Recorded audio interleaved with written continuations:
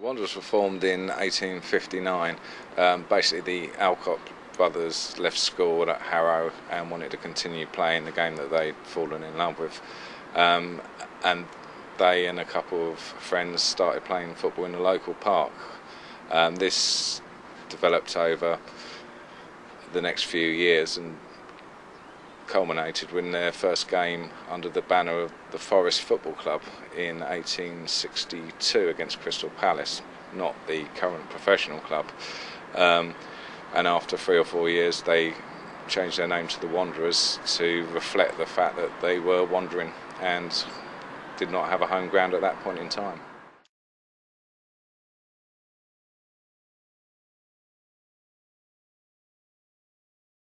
It's an incredible achievement, no matter what age of football you're playing.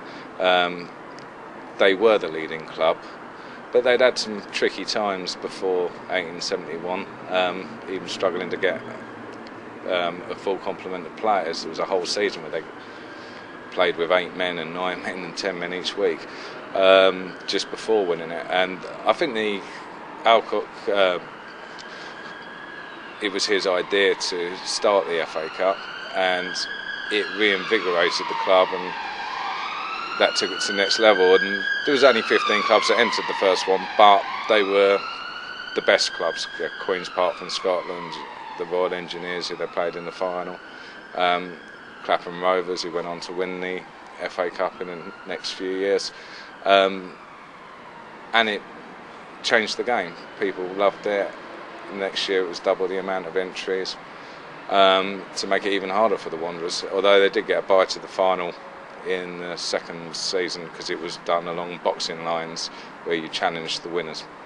After that, Oxford University came to the fore and actually beat the Wanderers in their 3rd season, and they didn't get to the final. They had a couple of seasons to readjust and then won 3 in a row, which is even more remarkable, because by that time they actually had to play some proper teams, and there was even more clubs that wanted to beat them.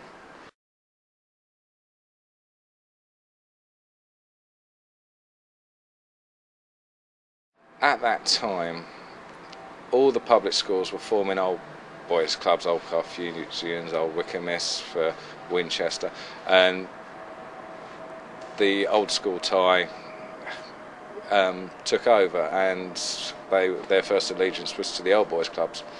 Consequently, the Wanderers could not get a team out on the pitch to reflect their former glories, and I think they just wanted to bow out gracefully. I mean, the season after they won the 5th E.A.Cup, they lost 7-2 to Old Etonians in the first round of the E.A.Cup, and they realised they were on a downward spiral.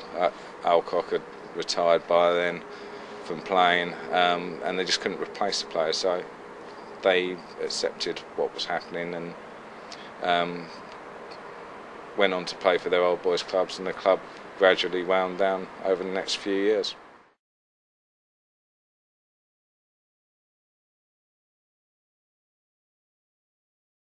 I think it's great that the club's come back. It's for worthy causes, and also it gives people a bit of perspective in this day and age of the professional clubs that dominate and maybe don't conduct themselves in the nicest way, to sort of look back at the years gone by when there were gentlemen playing the game in the right spirit for the love of the game and not for money.